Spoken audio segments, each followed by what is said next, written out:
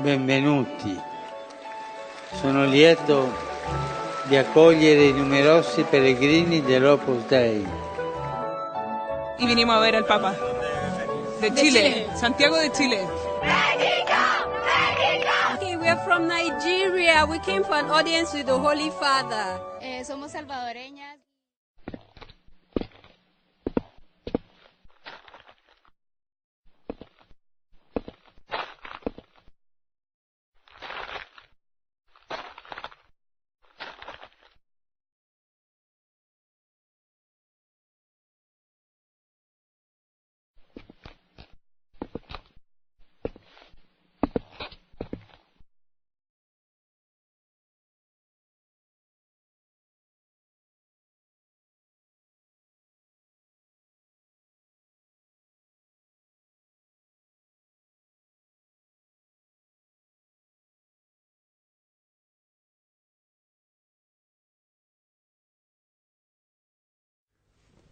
¿Cuántas simpatías ha despertado Francisco, verdad? Y no solo para los que profesan la religión católica. Se ha convertido en autoridad de influencia mundial para cientos de millones de personas y también para casi todas las religiones.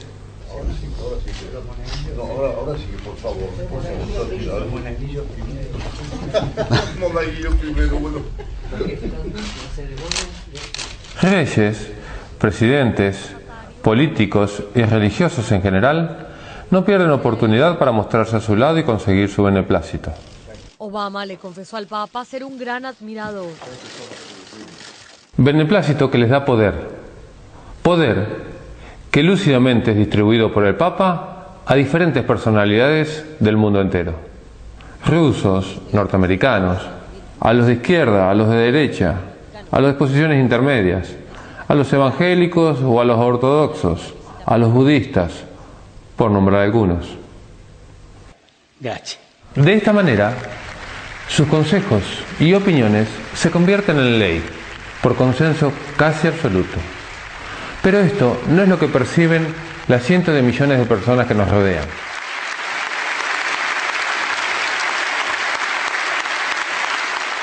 Las muchedumbres compran un manto religioso de simpatía y humildad, que con simplezas y obviedades oculta mágicamente el pasado, el presente y el futuro de un poder totalitario y corrupto que, por lo que se vislumbra, volverá a dominar el mundo.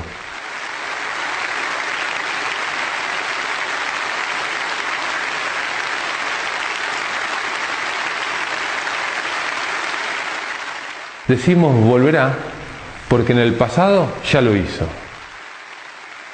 Fue tan trágica aquella época que se la conoce como el oscurantismo del mundo, donde nadie podía pensar distinto y expresar sus opiniones, porque te acusaban de hereje y te quemaban vivo.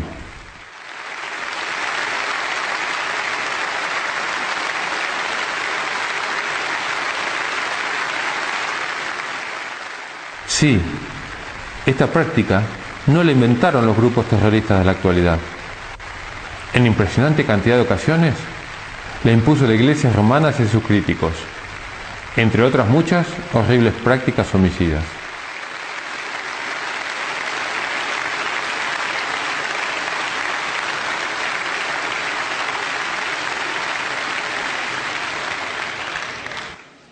Tan grandes eran las mentiras que sostenía esta Iglesia que uno de sus más fervientes y devotos sacerdotes comenzó a ponérseles, y junto con algunos más comenzaron una protesta tan grande que fue conocida mundialmente como la Reforma Protestante. El cura se llamaba Martín Lutero, quien pudo sobrevivir gracias a la ayuda y protección de algunos príncipes de aquella época, y el resultado fue el surgimiento de las iglesias protestantes, luteranas y evangélicas, que hasta la actualidad han mantenido una posición distante de aquella iglesia romana. Sin embargo, en el último tiempo, mucho se ha estado trabajando en pos del ecumenismo, que no es otra cosa que la unión de todas las religiones, no solo entre católicos y protestantes, sino entre cristianos y no cristianos, creyentes y no creyentes. Hoy veremos por qué esto, que en principio parece muy bueno, no lo es, y contiene el mayor engaño de la historia.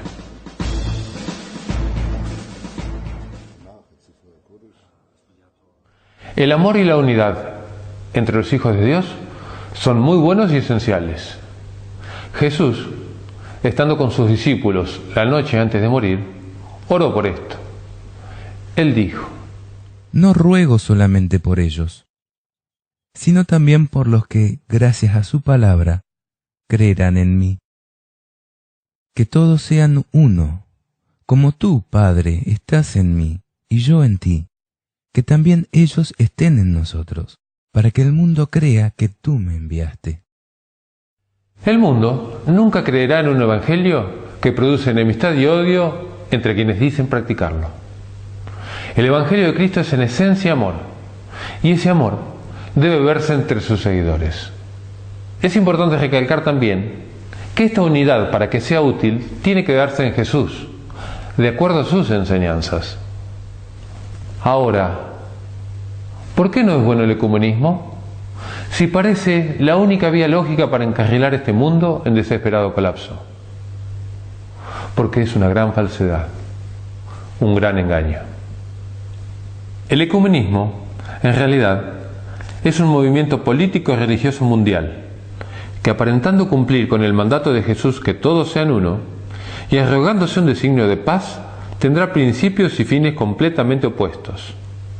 El engaño será sublime, mundial y casi total, porque prometerá paz, amor y unidad en un momento en que el mundo se cae a pedazos. La Biblia describe este movimiento como el anticristo, porque sus dirigentes hablarán en su nombre, pero poco les importará a Cristo, sus enseñanzas y su ley de amor, sino el poder y el control mundial. Es más, se opondrán a Cristo. Sabrás que no es nuevo el uso de la religión para lograr el poder en este mundo. Por ejemplo, la mayoría de las guerras que se han desatado ha sido en nombre de Dios. Sin embargo, en el último tiempo ha llamado la atención del mundo entero la gran cantidad de gestos de amistad y bondad que se han mostrado desde la Iglesia romana. Gestos con que están conquistando a multitudes. En una muy inusual maniobra, el Vaticano cambia su cabeza visible y comienza a ejecutar un plan muy estudiado y planificado, en pos de retomar el poder que ejercían en la Edad Media. ¿Qué sustento o pruebas tenemos para hacer tal afirmación? Muchas, pero te enumero 3 que nos parecen fundamentales, y luego las analizamos. En primer lugar, porque la Iglesia romana ha cambiado, ha adulterado, ha torcido la ley de Dios. Sí, aquellos 10 mandamientos que Dios escribió con su propio dedo. Y no solo eso, sino que enseñan falsas doctrinas que promueven cultos paganos. En segundo lugar, porque el Papa y la Iglesia romana ocupan el lugar de Dios en la mente de las personas y se alían con poderes ocultos para gobernar el mundo.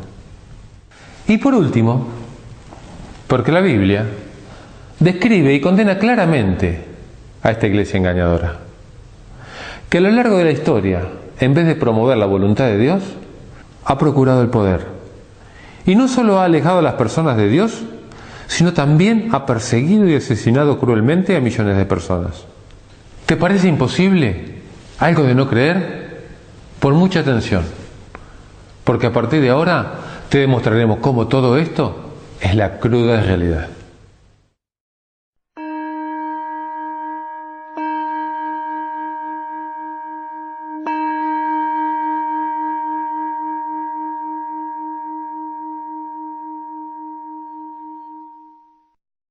¿Podría alguna persona o institución cambiar lo único que Dios escribió con su propio dedo y en 2 tablas de piedra? Por supuesto que no. Dios es eterno y no cambia con el transcurso del tiempo. Su ley tampoco. Si le preguntamos a Jesús, Él nos afirma categóricamente: No piensen que vine para abolir la ley o los profetas. Yo no he venido a abolir, sino a dar cumplimiento. Les aseguro que no desaparecerá ni una i ni una coma de la ley, antes que desaparezcan el cielo y la tierra, hasta que todo se realice. El que no cumple el más pequeño de estos mandamientos y enseña a otros a hacer lo mismo, será considerado el menor en el reino de los cielos. En cambio, el que los cumpla y enseñe, será considerado grande en el reino de los cielos. También el apóstol Santiago, hermanastro de Jesús, dijo que los 10 mandamientos será la ley con que Dios nos juzgará. En efecto, aunque uno cumpla toda la ley, si peca contra un solo precepto, quebranta toda la ley. Porque el que ha dicho no cometerás adulterio, dijo también no matarás. Por tanto, si evitas el adulterio, pero cometes un homicidio, te haces transgresor de la ley. Hablen y actúen como quienes deben ser juzgados por una ley que nos hace libres. Sin embargo, según la doctrina de la Iglesia romana, el Papa es de tan grande autoridad y poder que puede modificar, explicar o interpretar aún las leyes divinas. No ha habido en la historia de la humanidad una usurpación de poder tan grande, teniendo la osadía de desafiar a Dios mientras se pretende representarlo. La Iglesia romana fomenta el culto a las imágenes. Por ello, en el Catecismo, ha eliminado el segundo mandamiento, el cual ordena: no te harás ninguna escultura, ni ninguna imagen de lo que hay arriba en el cielo, o abajo en la tierra, o debajo de la tierra, en las aguas. No te postrarás ante ellas, ni les rendirás culto, porque yo soy el Señor, tu Dios. Las representaciones rebajan y falsifican nuestro concepto de Dios. Por eso dice la Biblia en Deuteronomio 4: cuando el Señor les habló desde el fuego, en el Horeb, ustedes no vieron ninguna figura. No vayan a pervertirse entonces, haciéndose ídolos de cualquier clase, que tengan figura de hombre o de mujer. ¿Haré una abominación? ¿Voy a adorar un tronco de árbol? También Isaías 44 nos dice que el culto de las imágenes es abominable a Dios. La idolatría no es una práctica errada e inofensiva producto de la ignorancia. Es un culto diabólico. Y no somos nosotros. Es el apóstol Pablo quien dice esto en 1 Corintios, capítulo 10, versículos 14 al 20. La idolatría tampoco es un culto obsoleto. Fue siempre practicado en forma atractiva y popular. Por eso, la Iglesia romana lo incorporó de lleno a sus ritos. Es más, el Apocalipsis revela que el culto de las imágenes será practicado hasta el fin del mundo, aún en medio de las plagas de los últimos días. Dice: y el resto de los hombres que no habían sido dañados por las plagas, no se arrepintieron de sus obras, ni dejaron de adorar a los demonios y a los ídolos de oro, de plata, de bronce, de piedra y de madera, que son incapaces de ver, de oír y de caminar.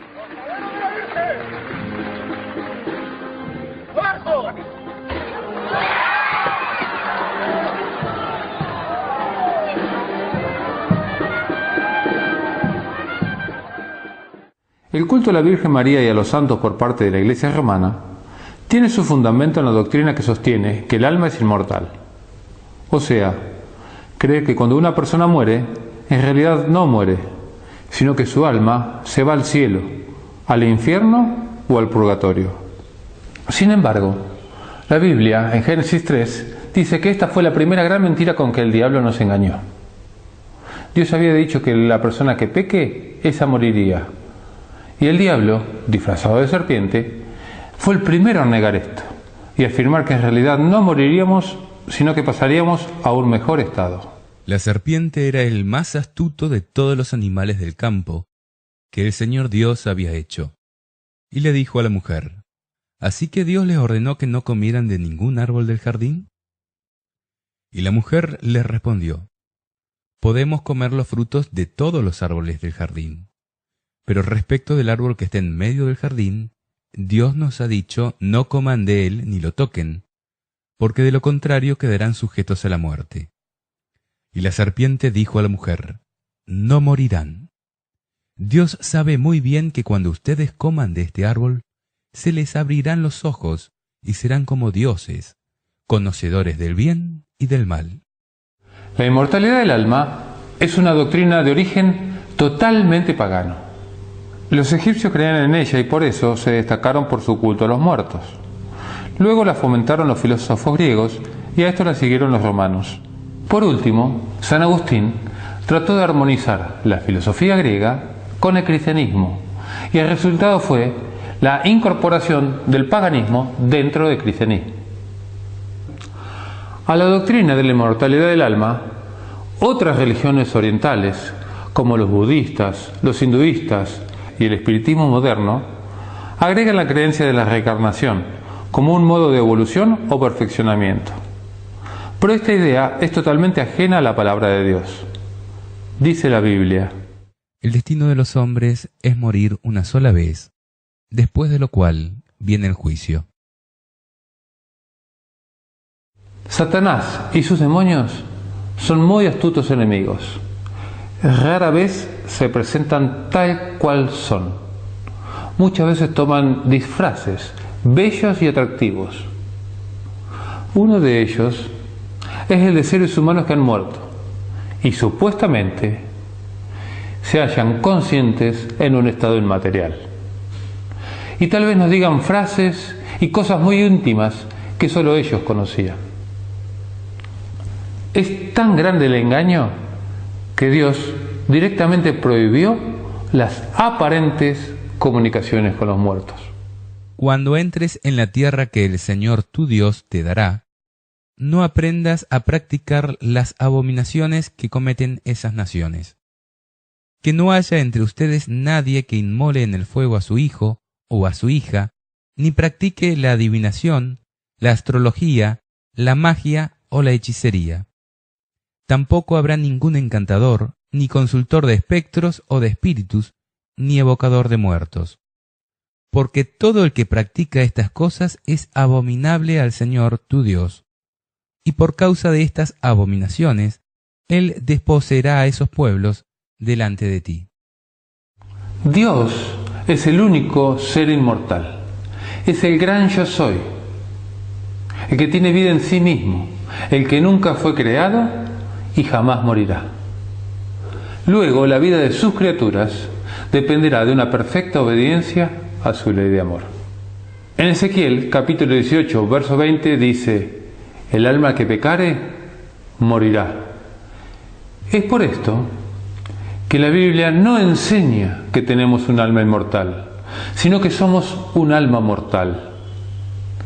En el relato de la creación, en el libro de Génesis, dice: Entonces el Señor Dios moldeó al hombre con arcilla del suelo y sopló en su nariz un aliento de vida. Así el hombre se convirtió en un ser viviente. Es por eso que cuando una persona muere, su alma deja de ser. Dice la Biblia: Sí, acuérdate de él antes que se corte la hebra de plata y se quiebre la ampolla de oro, antes que se haga pedazos el cántaro en la fuente y se rompa la cuerda del aljibe, antes que el polvo vuelva a la tierra como lo que es y el aliento vuelva a Dios, porque Él es quien lo dio. El espíritu tampoco es un ser consciente, es la vida que Dios nos da. Por eso vuelve a Dios, que es la fuente de la vida. Y vuelve tanto el espíritu de las buenas personas como de los criminales y de los animales. Porque los hombres y los animales tienen todos la misma suerte. Como mueren los unos, mueren también los otros. Todos tienen el mismo aliento vital, y el hombre no es superior a las bestias, porque todo es vanidad. Todos van hacia el mismo lugar. Todo viene del polvo y todo retorna al polvo. ¿Estamos diciendo con esto que no hay esperanza después de la muerte? De ninguna manera. La Biblia nos da la mayor esperanza de vida después de la muerte, pero no está basada en la teoría de la inmortalidad del alma, sino en la resurrección de los muertos. Jesucristo dice: Yo soy la resurrección y la vida. El que cree en mí, aunque muera, vivirá. Jesús comparó la muerte con un sueño. diciendo: Nuestro amigo Lázaro duerme, pero voy a despertarlo. Sus discípulos le dijeron: Señor, si duerme, se curará. Ellos pensaban que hablaba del sueño, pero Jesús se refería a la muerte. Entonces les dijo abiertamente: Lázaro ha muerto. Hablar del regreso de Jesucristo es hablar de la resurrección.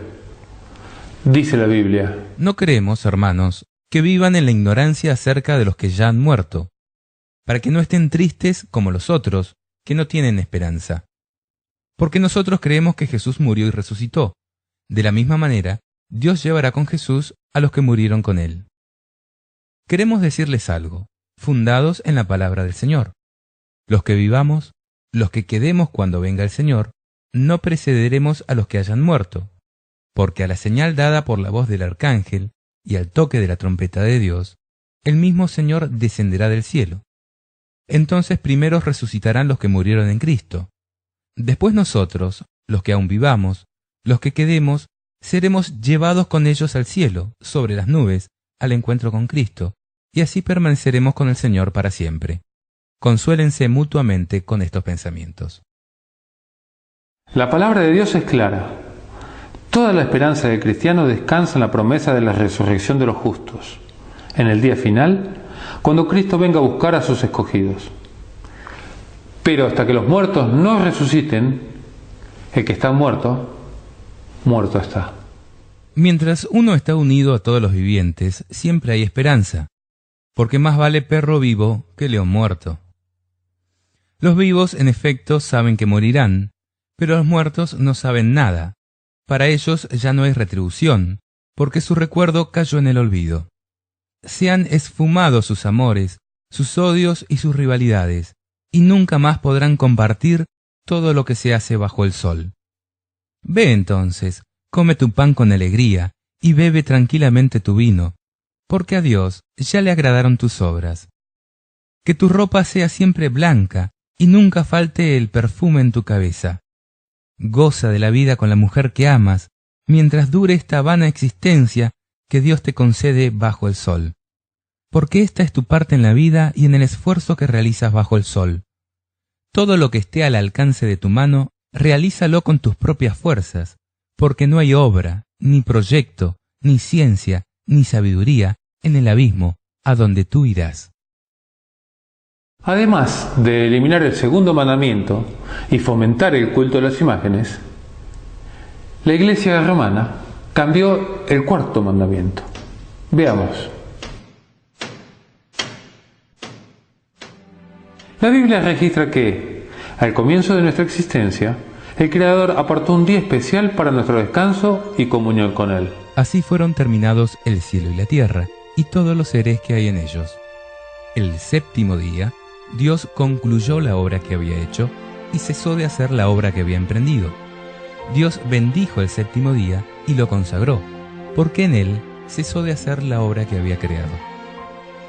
Además del registro de la creación en el Génesis, la Biblia repite en un sinnúmero de ocasiones que el día de descanso es el sábado. Tal es la importancia que uno de los 10 mandamientos está destinado a preservar su vigencia a lo largo de todas las generaciones. Acuérdate del día sábado para santificarlo. Durante 6 días trabajarás y harás todas tus tareas, pero el séptimo día es descanso en honor del Señor tu Dios. En él no harán ningún trabajo, porque en 6 días el Señor hizo el cielo, la tierra, el mar y todo lo que hay en ellos. Pero el séptimo día descansó. Por eso el Señor bendijo el día sábado y lo declaró santo. Fue Dios el que hizo de la observancia del sábado una señal de lealtad entre Él y sus hijos. Cuando las personas apartan el sábado para santificarlo y se abstienen de realizar las tareas comunes de todos los días, reconocen a Dios como su Creador. No dejen nunca de observar mis sábados, porque el sábado es un signo puesto entre yo y ustedes a través de las generaciones, para que ustedes sepan que yo, el Señor, soy el que los santifico. Jesucristo y los apóstoles también santificaron el sábado. Sin embargo, la Iglesia romana enseña a sus fieles a adorar en domingo, el día en que los paganos adoran al sol. En inglés es Sunday o Día del Sol. El sábado es el séptimo día de la semana. Después de 6 días en los que el hombre participa en cierto modo del trabajo de la creación de Dios, el sábado es el día del descanso. El sábado, el séptimo día, es sustituido ahora por el primer día. Como día de la asamblea litúrgica, es el día del encuentro con Dios mediante Jesucristo, el cual en el primer día, el domingo, se encontró con los suyos como resucitado, después de que hallaran vacío el sepulcro. La estructura de la semana se ha invertido. Ya no se dirige hacia el séptimo día para participar en él del reposo de Dios. Inicia con el primer día como día del encuentro con el resucitado. Este cambio es un hecho extraordinario. Si se considera que el sábado, el séptimo día, como día del encuentro con Dios, está profundamente enraizado en el Antiguo Testamento. El Catecismo afirma que este cambio fue realizado en honor a la resurrección de Cristo. Sin embargo, ni Jesús ni los apóstoles ordenaron este cambio. Y afirman, si los protestantes siguieran la Biblia, ellos rendirían culto a Dios en el día sábado. Al guardar el domingo, ellos están siguiendo una ley de la Iglesia Católica. Sin embargo, la bendición de Dios es prometida a quienes descansan en su día santo. Si dejas de pisotear el sábado, de hacer tus negocios en mi día santo, si llamas al sábado delicioso y al día santo del Señor honorable, y si lo honras, absteniéndote de traficar, de entregarte a tus negocios y de hablar ociosamente, entonces te deleitarás en el Señor, y yo te haré cabalgar sobre las alturas del país, y te alimentaré con la herencia de tu padre Jacob, porque ha hablado la boca del Señor.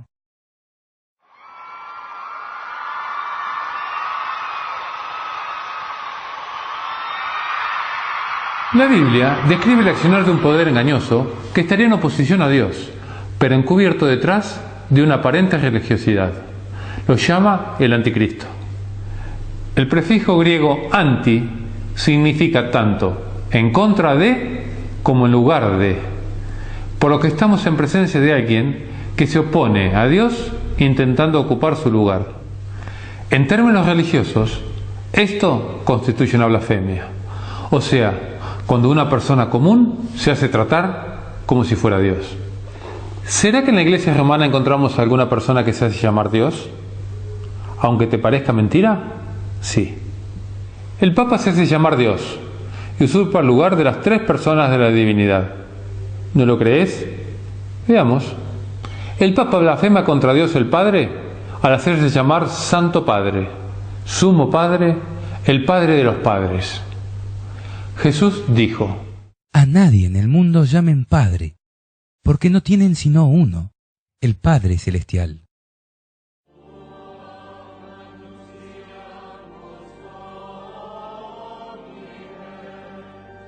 El Papa blasfema contra Dios Hijo al hacerse llamar Sumo Pontífice, lo que equivale a decir Sumo Puente, Sumo Intercesor, título que corresponde únicamente a Jesús.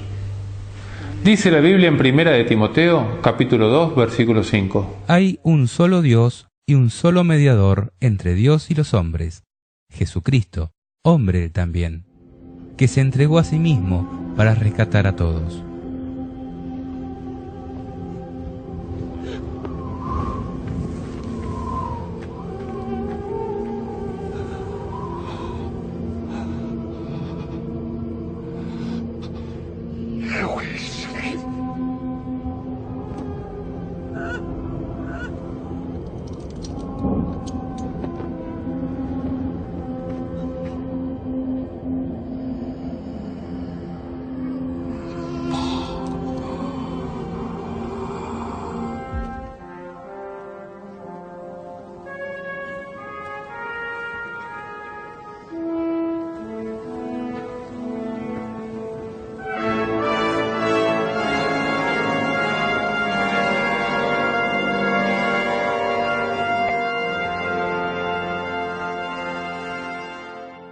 El Papa blasfema también contra Dios Espíritu Santo al decir que es el vicario o representante de Cristo en la tierra.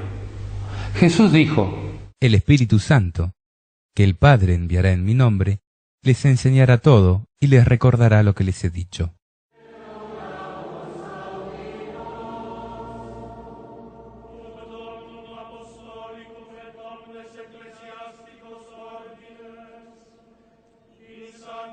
Además, los papas aceptan gustosamente que los hombres se postren delante suyo, cosa que ni Pedro, según ellos el primer papa, ni Gabriel, el principal ángel de Dios, han permitido. Veamos algunos pasajes. Cuando Pedro entró, Cornelio fue a su encuentro y se postró a sus pies. Pero Pedro lo hizo levantar, diciéndole: «Levántate, porque yo no soy más que un hombre». Entonces yo caí a sus pies para adorarlo, pero él me advirtió: «Cuidado, no lo hagas, porque yo soy tu compañero de servicio. Es a Dios a quien debes adorar».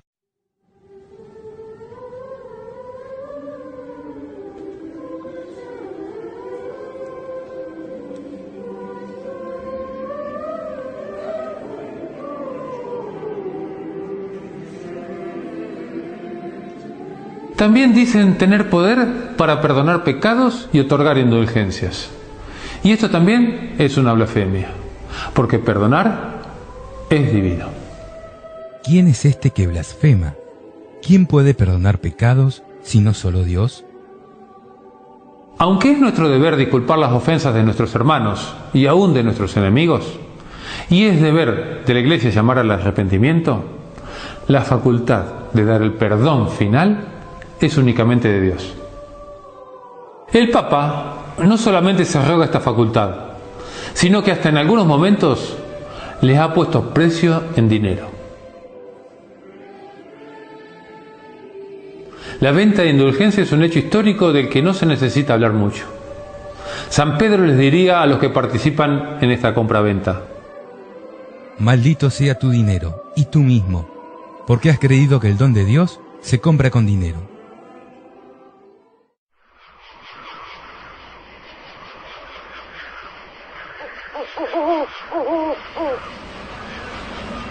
Al iniciar Jesús su ministerio, Satanás le mostró los reinos del mundo y le dijo: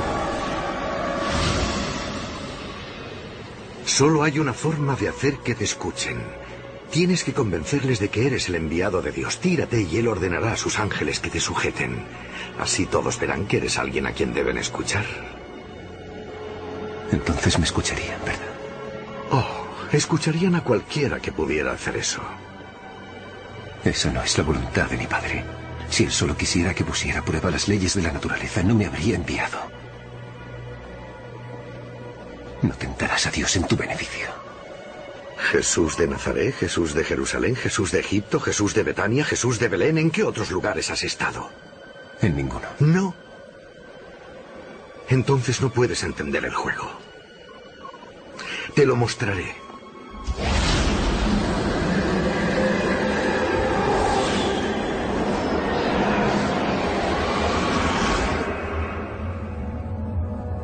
Poder, Jesús.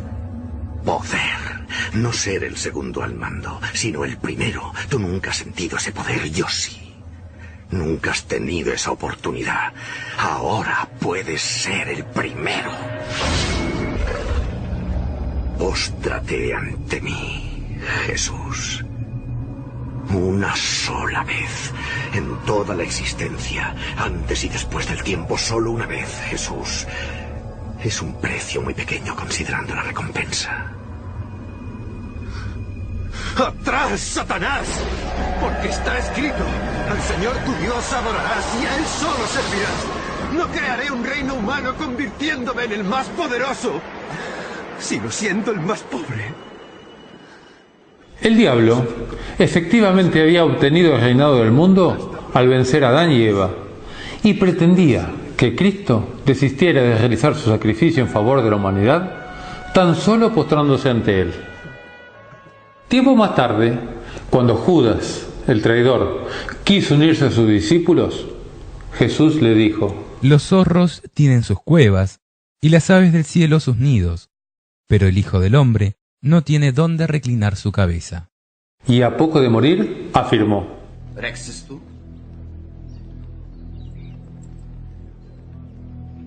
Regnum meum non est hoc mundo. Si esset, putas ministri mei isto sic tradere mei, si ficent. Y oró por sus discípulos, diciendo: Yo les comuniqué tu palabra y el mundo los odió, porque ellos no son del mundo, como tampoco yo soy del mundo. No te pido que los saques del mundo, sino que los preserves del maligno. Ellos no son del mundo, como tampoco yo soy del mundo. Y si el reino de Dios no es de este mundo, el reino de la Iglesia romana tampoco es de Dios. Porque el obispo de Roma, aquel que pretende ser el vicario de Jesucristo, aceptó la propuesta que Jesús había rechazado.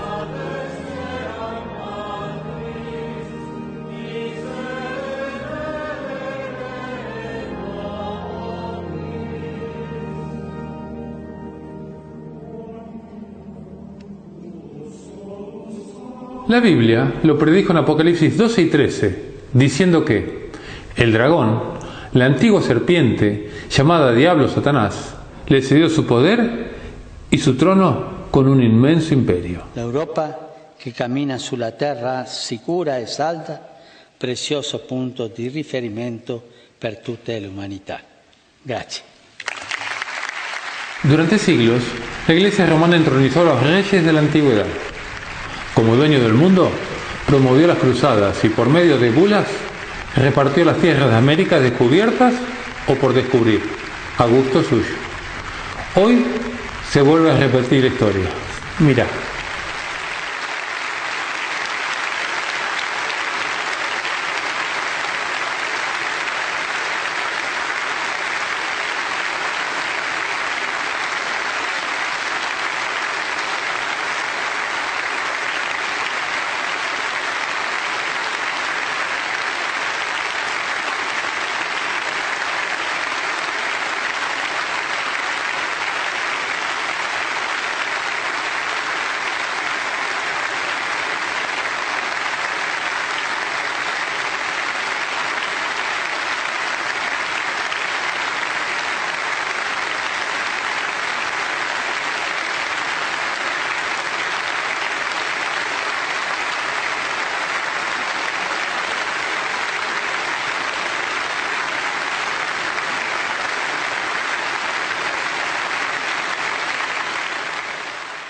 Reyes, presidentes, políticos y religiosos en general no pierden oportunidad para mostrarse a su lado y conseguir su beneplácito, porque esto les da poder.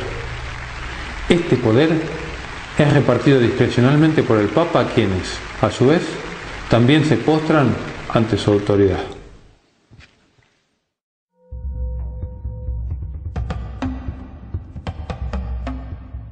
Aunque pueda parecer que hay muchas religiones, para la Biblia solo existen dos.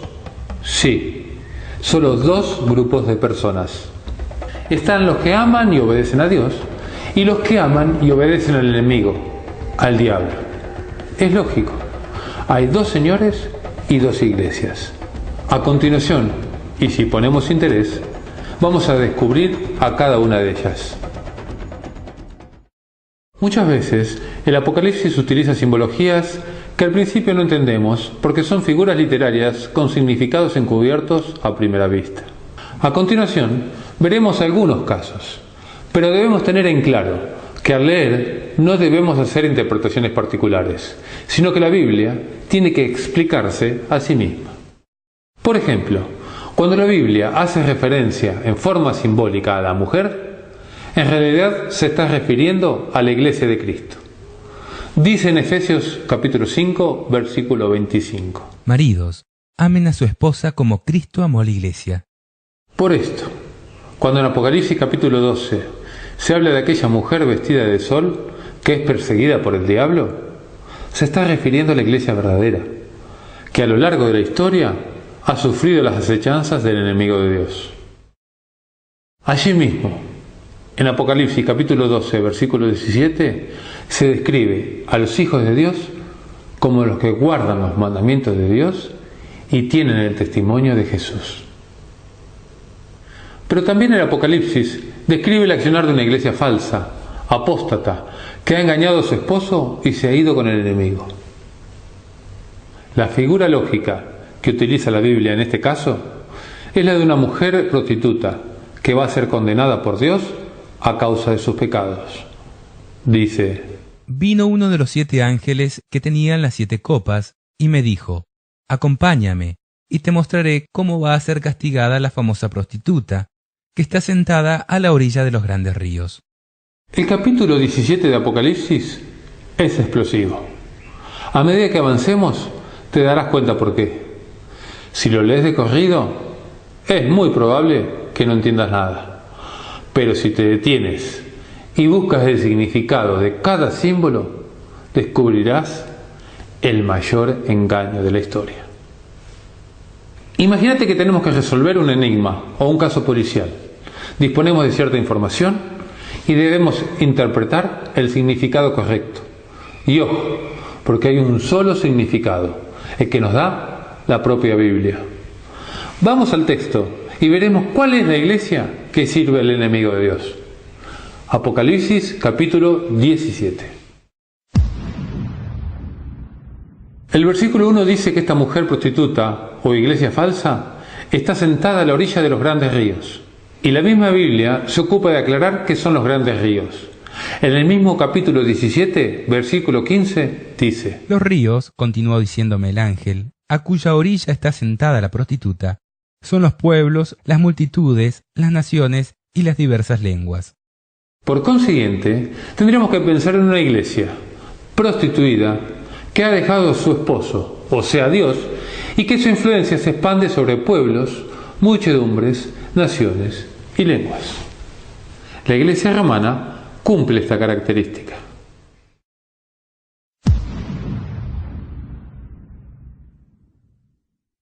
Y los reyes de la tierra han fornicado con ella.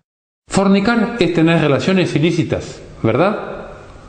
Bueno, la Biblia dice que esta iglesia ha tenido relaciones carnales ilícitas con los gobernantes de este mundo.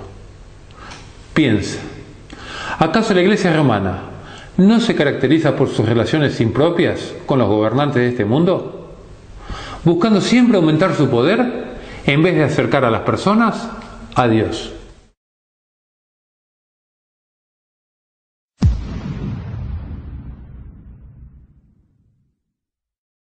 Y los habitantes del mundo se han embriagado con el vino de su prostitución. Aquí la Biblia nos presenta a nosotros, los habitantes de este planeta, adormecidos, atontados a causa de sus engaños, sin poder tomar conciencia de la realidad de las cosas. Pensemos, por ejemplo, en la multitud de casos de abuso de menores que aún la ONU ha pedido explicaciones y que ellos mismos no pueden dejar de reconocer. Y veremos cuán embriagados nos tiene esta iglesia apóstata. Pensemos de cuántas estafas es culpable el ex Banco Vaticano, actual Instituto de Obras Religiosas, y sin embargo son ellos los que nos dicen que es necesario un nuevo sistema económico mundial basado en la ética. Recordemos la gran cantidad de guerras y matanzas, asesinatos y torturas que han realizado en las cruzadas o con la denominada Santa Inquisición, por ejemplo. O aquellos papas como Pacelli, Pío XII, que se alió con Franco y Hitler para realizar el exterminio judío. Y luego nos hablan de respeto y tolerancia al prójimo. Ni que hablar de la curia romana y sus pervertidas fiestas sexuales. Sin embargo, el mundo no pide cuentas de ello y continúa embriagado con el vino de su fornicación. Al borde de un santo escándalo, Paolo Gabriele es el mayordomo del Papa Benedicto XVI. Fue detenido este viernes por la Gendarmería Vaticana bajo la presunción de ser la garganta profunda que ha filtrado documentos secretos del Vaticano. Palabras textuales de Benedicto XVI. No abandono la Iglesia, sino que continuaré sirviéndola con la misma dedicación pero de una forma más adecuada a mis fuerzas. El Papa se dirigió en estos términos a más de 100.000 personas que llenaron la plaza de San Pedro para escuchar el rezo del último Ángelus de Ratzinger como sumo pontífice. En la ciudad del Vaticano se ha extremado la seguridad por la multitudinaria asistencia de peregrinos procedentes de todo el mundo. Ya unas semanas del cónclave, que elegirá al nuevo Papa, algunos colectivos de la Iglesia Católica presentaron una petición contra la participación de un cardenal estadounidense. El rechazo se debe a que el sacerdote fue acusado de haber encubierto casos de abuso sexual de menores, mientras el Vaticano señala a algunos los medios de comunicación de difundir datos falsos. Estas declaraciones del pontífice vienen 2 meses después de que un panel de la ONU criticó severamente al Vaticano por cómo ha venido manejando las investigaciones de abusos y acusó a la Iglesia de proteger a los culpables. Pero me siento interpelado a hacerme cargo de todo el mal que algunos sacerdotes, bastantes, hacerme cargo y a pedir perdón del daño que han hecho por los abusos sexuales de los niños. La Iglesia es consciente de este daño. Hola Daniel, el pontificado de Benedicto XVI estuvo marcado por varios escándalos que dañaron la imagen de la Iglesia. ¿Esta decisión pertenece al propio pontífice o algo o alguien lo habría impulsado? Un elemento clave a tener en cuenta relacionado con la decisión del Papa de hoy es la lucha a muerte dentro de la Iglesia entre las fuerzas de la masonería y de la fe católica. Son cosas que no vamos a oír o escuchar mucho en los medios de comunicación de masa, pero desde luego es una cosa que va desde ya hace muchísimo tiempo atrás. Explico. El mundo está a punto de cambiarse para siempre. Lo que estamos viendo en directo, la destrucción global de la economía mundial, no es un accidente ni tampoco un error de cálculo cometido a consecuencia de los chanchullos de los políticos. Y el Vaticano es una de las empresas financieras más grandes de la historia. Su papel desde siempre ha sido no tanto a salvar las almas de los fieles, sino como una entidad financiera librando esta batalla sin cuartel para proteger la riqueza acumulada casi durante 2000 años. Todos están luchando por los mismos intereses, hacerse con el control del mundo, las almas en este juego. Es un acto secundario.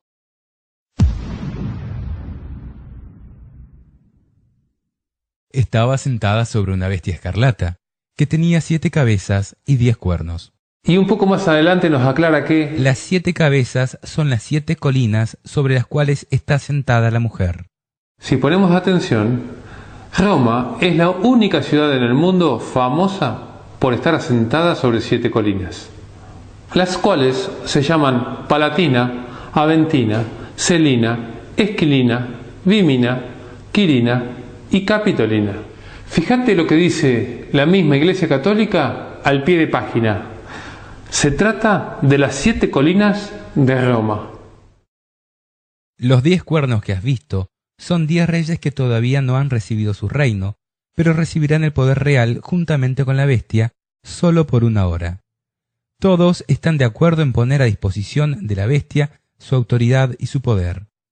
Los cuernos, obviamente, representan a las principales potencias del mundo que, según la Escritura, le entregarán el poder a la Iglesia romana.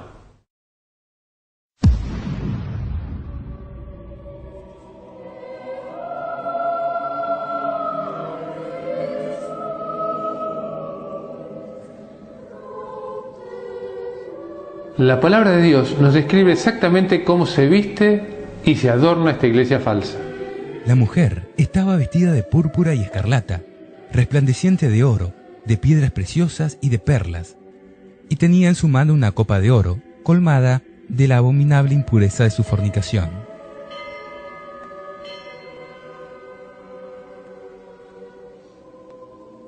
¿En qué iglesia sus máximos representantes se visten de color púrpura y rojo escarlata? ¿Qué iglesia se caracteriza por poseer mucho oro? ¿Cuál es la única iglesia que utiliza la copa o cáliz de oro en sus cultos?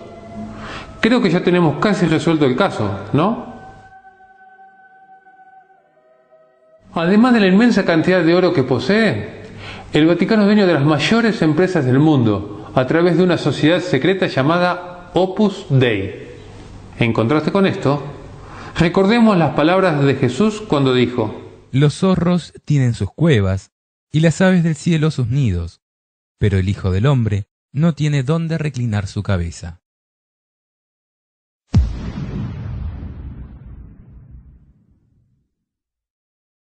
Sobre su frente tenía escrito este nombre misterioso: Babilonia la Grande, la madre de las abominables prostitutas de la tierra. Esta iglesia caída, que la Biblia llama Babilonia por la confusión de doctrinas paganas que impone, tiene hijas que han salido de ella y que también se han pervertido. I want you to video a message back. Come up here and let's do it this way so he can see this whole congregation. So I gotta go to the Vatican again. Yes. I'm ready, sir. My dear sir. Sorry. My dear sir. Thank you so from the bottom of our hearts. All of these leaders represent literally tens of thousands of people that love you, that believe God with you, and in answer to your request. Aquí la profecía se refiere a aquellas iglesias protestantes que hoy, lejos de aquella protesta que las distanció de la iglesia romana, vuelvan a reconocer la autoridad de su madre iglesia y se unen a ella mediante el ecumenismo. Al igual que su madre, estas iglesias, también falsas, se han pervertido y no guardan los mandamientos de Dios tal cual los dio a Moisés en el monte Sinaí, ni siguen las enseñanzas tal cual Jesús las impartió. And so, all of us declare together, be blessed. Once again, all together, be blessed. Amen. Amen. Amen. Amen. Amen. Amen. Sus objetivos ya tampoco son acercar a las personas a Dios, sino engañarlas y sacarles su dinero.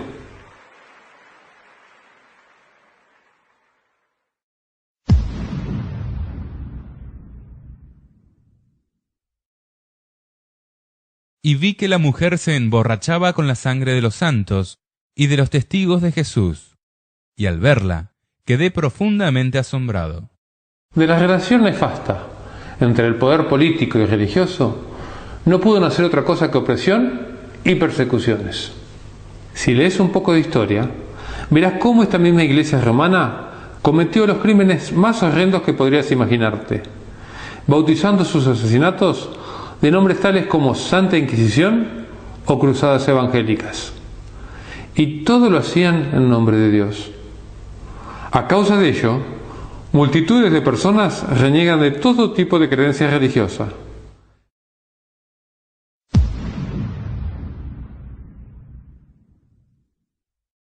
La bestia que has visto existía y ya no existe, pero volverá a subir desde el abismo para ir a su perdición.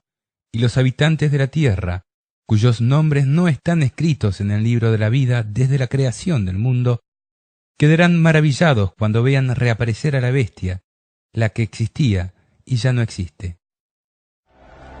Dios proteja nuestras almas.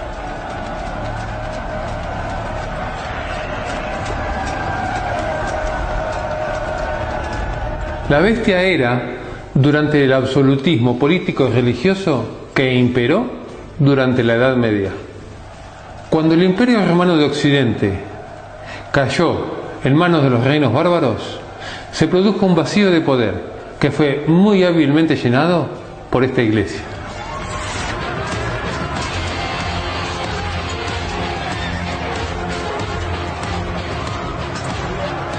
¡No queméis las iglesias! ¡Dejad las iglesias! Desde entonces, el papado ejerció su soberanía indiscutida. Durante la Revolución Francesa, en 1798, el papado recibió su herida mortal cuando el general Berthier, al mando de Napoleón, tomó prisionero al Papa Pío VI. A partir de entonces se quebró la hegemonía papal y más tarde, en 1870, los ejércitos de Víctor Manuel, liderados por el general Garibaldi, le confiscaron los estados pontificios en pro de la unificación de Italia. Luego, con la venida de los gobiernos constitucionales republicanos, respetuosos de las libertades individuales y con limitaciones al poder de Estado, se ha mantenido su herida abierta. Las profecías del Apocalipsis nos muestran las cosas que sucederán al final de la historia.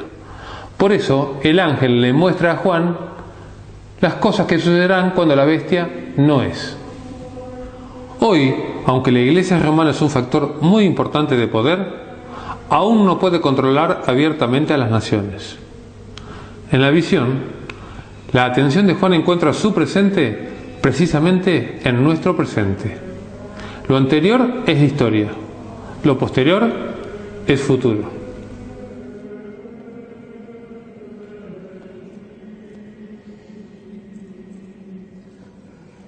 Aunque el proceso de sanación progresa día a día, la bestia todavía está en cama, pero la profecía anticipa que la bestia volverá a ser. Su herida mortal sanará, según dice la Biblia, y recobrará el liderazgo mundial.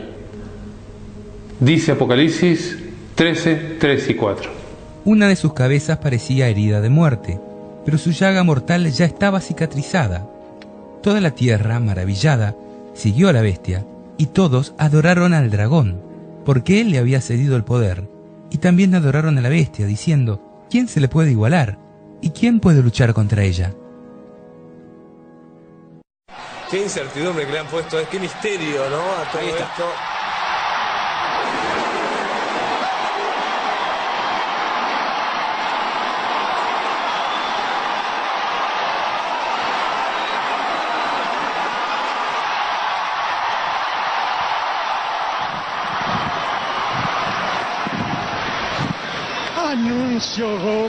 Annuncio vobis, habemus papam.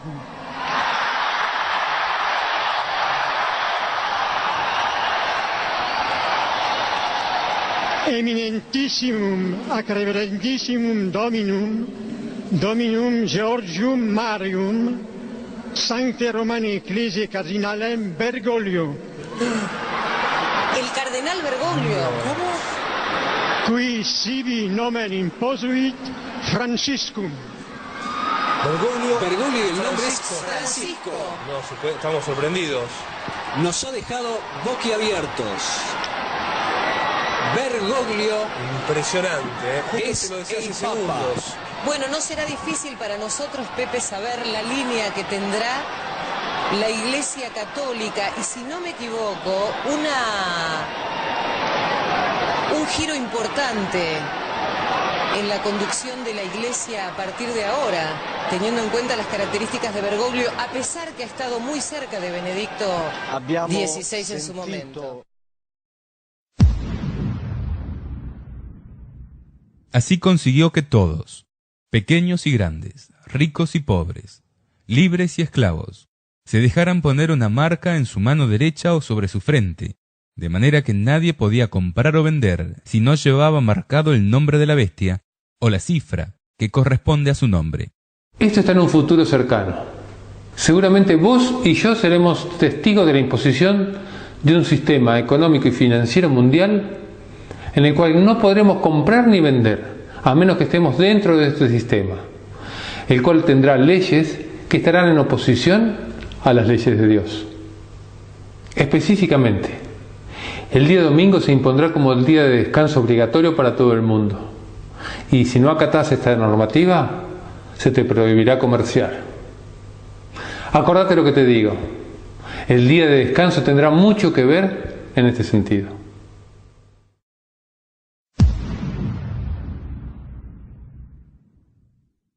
Para esto se precisa sutileza. El que tenga inteligencia calcule la cifra de la bestia, porque es una cifra humana, 666. El Papa ostenta una serie de títulos en latín, idioma madre de la Iglesia Católica Romana. Dos de estos son Vicarius Filii Dei, que traducido es representante del Hijo de Dios, lo cual vimos que es una blasfemia, pues el representante de Jesucristo es el Espíritu Santo. Dux Cleri, que traducido es jefe del clero. Como hemos estudiado en la escuela, en el sistema de numeración romano, los números son representados por letras.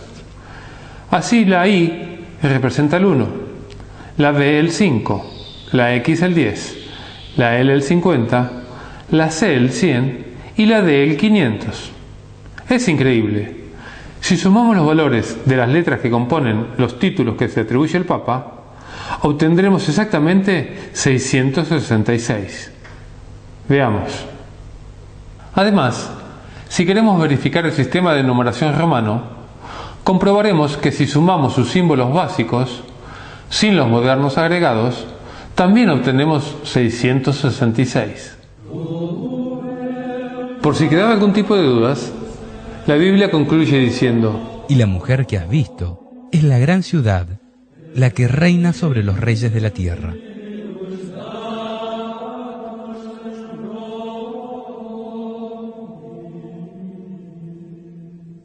Creo que el caso está resuelto, ¿verdad? Pero para ayudar a tu memoria, y si te queda alguna duda, vamos a repasar todas las pruebas que hemos ido recogiendo. De acuerdo con Apocalipsis 17, la iglesia que sirve al diablo tiene las siguientes 10 características. 1. Es una iglesia con poderío mundial. Gobierna sobre pueblos, muchedumbres, naciones y lenguas. 2.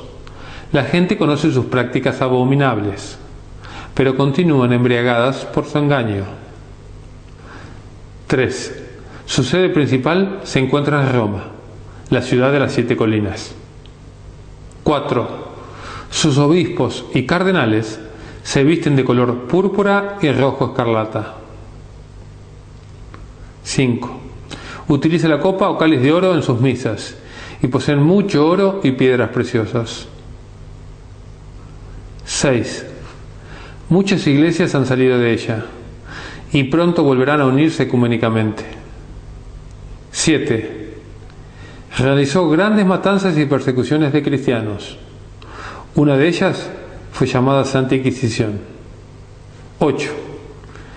Es una iglesia que dominó el mundo, luego perdió el poder y pronto lo retomará. 9. Los presidentes de las mayores potencias del mundo le entregarán el poder y de esta manera volverá a retomar el gobierno mundial. 10. Su número es el 666 y pronto impondrán al mundo su marca a través de leyes dominicales. ¿Viste que era fuerte lo que íbamos a ver hoy? Pero no quiero terminar sin decirte un par de cosas más. Así como hemos visto claramente quién es la prostituta y sus hijas también rameras, te queremos decir que la mayoría de los hijos de Dios están en estas iglesias. Por eso Dios te advierte y te dice claramente: salid de ella, pueblo mío, para que no seáis partícipes de sus pecados y no recibáis de sus plagas. Enseguida oí otra voz que venía del cielo y decía: ustedes, que son mi pueblo, huyan de esa ciudad, para no hacerse cómplices de sus pecados ni ser castigados con sus plagas. Porque sus pecados se han amontonado hasta el cielo, y Dios se ha acordado de sus iniquidades. Si te han estado engañando, Jesús te invita amorosamente a salir de allí. Y aunque parezca que esta iglesia va a ser la ganadora, finalmente va a ser totalmente destruida, porque pelea contra Jesús. Mirá lo que dice Apocalipsis 17:14. Ellos lucharán contra el Cordero, pero el Cordero los vencerá, porque es Señor de los señores y Rey de los reyes. Con él triunfarán también los suyos, los que han sido llamados, los elegidos, los fieles. Hay mucho más para decir acerca de esta iglesia, pero eso lo dejaremos para otro momento.